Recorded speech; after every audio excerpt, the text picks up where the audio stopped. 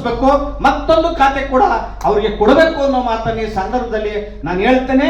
ಜೊತೆಯಲ್ಲಿ ಅವರು 101 ಸಮಾಜದಲ್ಲೂ ಕೂಡ ಯಾರನ್ನು ಕೂಡ ವಿರೋಧ ಮಾಡ್ಕೊಂಡಿಲ್ಲ. ಅವ್ರು ನನಗೇ ಹೇಳಿದ್ರು, ಮೂರ್ತಿ ನಾನು ಏಪ್ರಿಲ್ 14ನೇ ತಾರೀಕು ಅವ್ರು ಹೇಳಿದ್ರು ದಲಿತರ ಐಕ್ಯತೆ ಸಮಾವೇಶ ಮಾಡಬೇಕು ಅಂತ. ನಾನು ಅದು ಮಾಡಿದ್ವಿ. ದಲಿತರ ಐಕ್ಯತಾ ಸಮಾವೇಶನ ಕಳೆದ ಏಪ್ರಿಲ್ 14ನೇ ತಾರೀಕು ಒಳ ಮೀಸಲಾತಿ ಕಳೆದ ಐಕ್ಯತಾ ಸಮಾವೇಶ ಮಾಡಿ ಎಲ್ಲರನ್ನೂ ಕರೆದ್ವಿ.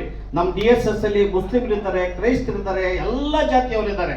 ಕರೆದು ಎಲ್ಲ ಖುಷಿ ಪಟ್ರು. ಮಾದೇವಪ್ಪರು ಒಂದು ಮಾತು ಹೇಳಿದ್ರು ನನಗೆ, ನಿಜವಾಗ್ಲೂ ಕೂಡ ನೀನು ಈ ಥರ ಐಕ್ಯತೆ ಸಮಾವೇಶ ಮಾಡಿದ್ದೀವಿ, ನನ್ನ ನಂಬಡ ನಮ್ಮ ರಾಜಕಾರಣಿಗಳು ನೀವು ಮಾಡಿ ದಯಮಾಡಿ ಅಂತ. ಅದು ನಿಜವಾದಂಥ ಪ್ರಾಮಾಣಿಕತೆ. ಅವರು ರಾಜಕಾರಣಕ್ಕೋಸ್ಕರ ರಾಜಕಾರಣ ಮಾಡ್ತಾರೆ ಎಂದೂ ಕೂಡ ಅವ್ರ ಹೃದಯದಲ್ಲಿ ಈ ಜಾತಿ ಹೊಲಸು ಇಲ್ಲ. ಮಾದೇವಪ್ಪರು ಅತ್ಯಂತ ಸ್ವಚ್ಛವಾದಂತಹ, ಅತ್ಯಂತ ನಿಪುಣವಾದಂತಹ ಒಬ್ಬ ರಾಜಕಾರಣಿ, ಮುತ್ಸದ್ದಿ, ಒಬ್ಬ ಡಾಕ್ಟ್ರು ಎಲ್ಲಾನ ನೀನ್ ಹಿಂದೂನ ಕ್ರೈಸ್ತರ ಅಂತಾರ ಇಂಜೆಕ್ಷನ್ ಕೊಡ್ತಾನ, ಆ ತರ ಹೃದಯವಂತಿಕೆ ಇರ್ತಕ್ಕಂಥ, ತಾಯಿ ಹೃದಯ ಇರ್ತಕ್ಕಂಥ ಎಸ್.ಸಿ. ಮಾದೇವಪ್ಪರನ್ನ DK ಶಿವಕುಮಾರ್ ಅವರು ಆಗ್ಬೋದು, ಸಿದ್ದರಾಮಯ್ಯನವರು ಆಗ್ಬೋದು, ನೀವು ಕೂಡಲೇ ಅವರ DCM ಮಾಡಬೇಕು, ಅವ್ರು DCM ಆಗ್ತಾರೆ ಅಂತ ನಾವು ಕಂಡಿದ್ವಿ. ಅವ್ರನ್ನ ಇವತ್ತು ನೀವು ಕೈ ಬಿಟ್ಟಿದ್ದೀರಿ. ಈ ಕೈ ಬಿಟ್ಟಿದ್ದು ಸರಿಯಲ್ಲ. ಮತ್ತೊಂದು ಕೊನೆಯದಾಗಿ ನಾನು ಒಂದು ಮಾತನ್ನು ಹೇಳ್ತಾ ಇದ್ದೇನೆ. ಕಾಂಗ್ರೆಸ್ನ ಆಟಿಟ್ಯೂಡ್ ಅನ್ನ ನೋಡಿ ನಾನು ಹೇಳುತ್ತೇನೆ. ಬಾಬಾ ಸಾಹೇಬರು ಏನ್ ಹೇಳಿದ್ರು, ನೀವು ಸ್ವತಂತ್ರ ರಾಜಕೀಯ ಪಕ್ಷವನ್ನ ಕಟ್ಟಿ ನಿಮ್ಮ ಪಕ್ಷದಲ್ಲಿ ನೀವು ಮುಖ್ಯಮಂತ್ರಿ ಎಲ್ಲ ಆಗಿ ದೇಶವನ್ನು ಆಳ್ಬೇಕು, ದೇಶವನ್ನು ಆಳ್ತಿದ್ದ ದೊರೆಗಳು ಮತ್ತೆ ಈ ದೇಶವನ್ನು ಆಳ್ಬೇಕು, ಪ್ರಬಲ ಜಾತಿಗಳೊಂದಿಗೆ ನೀವು ಸಮಾನವಾಗಿ ರಾಜಕೀಯ ಅಧಿಕಾರವನ್ನು ಹಂಚ್ಕೋಬೇಕು, ಜೀವಿತ ಕಾಲದಲ್ಲಿ ನಾನು ನೋಡಬೇಕು ಅಂತ ಬಾಬಾ ಸಾಹೇಬರು ಹೇಳಿದ್ರು. ಇವತ್ತು ನಾವು ಬೇರೆ ಪಕ್ಷದಲ್ಲಿ, ಅನ್ಯ ಪಕ್ಷದಲ್ಲಿ ಇವತ್ತು ಬೇಡ ಅಂತ ಸಂದರ್ಭ ಬಂದಿದೆ. ಅದನ್ನ ಕಾಂಚೀರಾಮ್ಜಿ ಅವರು ಮಾಡಿ ತೋರಿಸಿದ್ರು. 4 ಸಾರಿ ಸ್ವತಂತ್ರ ಪಕ್ಷದಲ್ಲಿ 4 ಸಾರಿ ಮುಖ್ಯಮಂತ್ರಿಯಾಗಿ ಸರ್ಕಾರವನ್ನು ಸ್ಥಾಪನೆ ಮಾಡಿ ತೋರಿಸಿದ್ರು.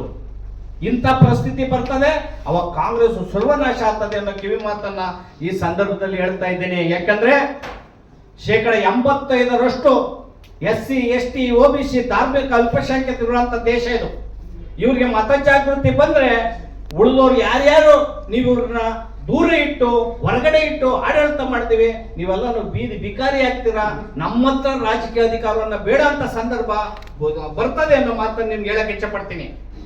ಇವತ್ತು ರಾಜಕೀಯದಲ್ಲಿ ಹಣ ಎಷ್ಟು ಮಾಡಿದಿರಿ, ಕ್ರಿಮಿನಲ್ ಎಷ್ಟು ಕೇಸ್ ಆಗ್ಯಾವೆ, ಎಷ್ಟು ಮರ್ಡರ್ ಮಾಡಿದಿರಿ ಅನ್ನೋದ್ರ ತೀರ್ಮಾನ ಮಾಡ್ತೀರಲ್ಲ. ಎಷ್ಟು ಬುದ್ಧಿವಂತಿಕೆ, ಎಷ್ಟು ಓದಿದ್ದಾರೆ, ಎಷ್ಟು ಜನಪ್ರತಿನಿಧಿ, ಎಷ್ಟು ಇವ್ರಿಗೆ ಜನಪ್ರಿಯತೆ ಇದೆ ಅನ್ನೋದನ್ನ ನೀವು ತಗೊಂಡಿದ್ರೆ ಅದರ ಮೊದಲನೇ ಪಟ್ಟಿನಲ್ಲಿ ಡಾಕ್ಟ್ರು ಎಸ್.ಸಿ. ಮಾದೇವಪ್ಪ ಬರ್ತಾ ಇದ್ರು.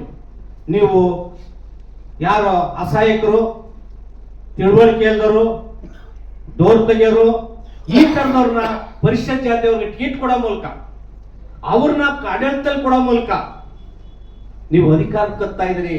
ನೀವು ಈ ಸಮಾಜಕ್ಕೆ ದುಡಿಯುವಂಥವ್ರು, ಜನಪ್ರತಿನಿಧಿಗಳು ಮತ್ತೆ ಹೆಚ್ಚು ತಿಳುವಳಿಕೆ ಕೊಟ್ಟಿದ್ರೆ ಆ ಪಟ್ಟಿನಲ್ಲಿ ಪರಮೇಶ್ವರ್ ಸರ್ ಇರೋರು, ಮಾದೇವಪ್ಪರು ಕೂಡ ಇರೋರು, ಅವರೇ ಮುಖ್ಯಮಂತ್ರಿ ಆಗಿರೋರು ನಾವು ಮಾತನ್ನು ಹೇಳಿ. ಈಗ ನೀವು ಎರಡೂ ಸಮಾಜಗಳನ್ನ ಈಕ್ವಲ್ ಆಗಿ ನೋಡಬೇಕು, ಉಳಿದ ಸಮಾಜಕ್ಕೂ ಕೂಡ ಕೊಡಬೇಕು, ಮುಸ್ಲಿಂ ಸಮಾಜಕ್ಕೂ ಕೂಡ ಕಡೆಗಣಿಸಬಾರ್ದು ಅನ್ನೋ ಮಾತನ್ನು ಹೇಳಿ ಈ ಸಂದರ್ಭದಲ್ಲಿ ಎಸ್.ಸಿ. ಮಾದೇವಪ್ಪ ಸರ್ಗೆ ನೀವು DCM ಮಾಡಿ ಪ್ರಬಲ ಖಾತೆ ಕೊಡ್ತಾ ಹೋದ್ರೆ ಸಮಾಜ ಕಲ್ಯಾಣ ಖಾತೆಯನ್ನು ಅವ್ರಿಗೆ ಕೊಡಬೇಕು, ಮತ್ತೊಂದು ಖಾತೆಯನ್ನು ಕೂಡ ಅವರಿಗೆ ಕೊಡಬೇಕು.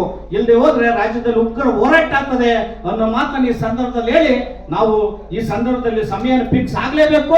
ನಾವು ಬೃಹತ್ ಆದಂತ ಹೋರಾಟವನ್ನು ರಾಜ್ಯದಲ್ಲಿ ಮಾಡಬೇಕು. ಅದಕ್ಕೂ ಈ ಕಾರ್ಯಕ್ರಮವನ್ನು ಇಡೀ ರಾಜ್ಯಾದ್ಯಂತ ವಿಸ್ತರಣೆ ಮಾಡ್ತೀವಿ. ಒಂದು ಆಂದೋಲನ ಆಗಿ ಜಾಗೃತಿ, ರಾಜಕೀಯ ಜಾಗೃತಿ ಆಂದೋಲನ ಆಗಿ ಇಡೀ ರಾಜ್ಯಾದ್ಯಂತ ನಡೀತದೆ. ಅದಕ್ಕೆ ಆ ಕಾರ್ಯಕ್ರಮಗಳನ್ನು ನಡೆದ್ರೆ ನಿಮ್ ಸರ್ಕಾರ 5 ನಿಮಿಷ ಇರಲ್ಲ, ರಾಜ್ಯದಲ್ಲಿ ಎಚ್ಚರಿಕೆಯನ್ನು ಈ ಸಂದರ್ಭದಲ್ಲಿ ಕೊಟ್ಟು ಕೂಡಲೇ ಮದುವೆ ಬರ್ತಾ ಇರಬೇಕು ಅಂತ ನನ್ನ ಮಾತನ್ನು ಮುಗಿಸ್ತೇನೆ. ಜೈ ಭೀಮ್, ಜೈ ಭಾರತ್.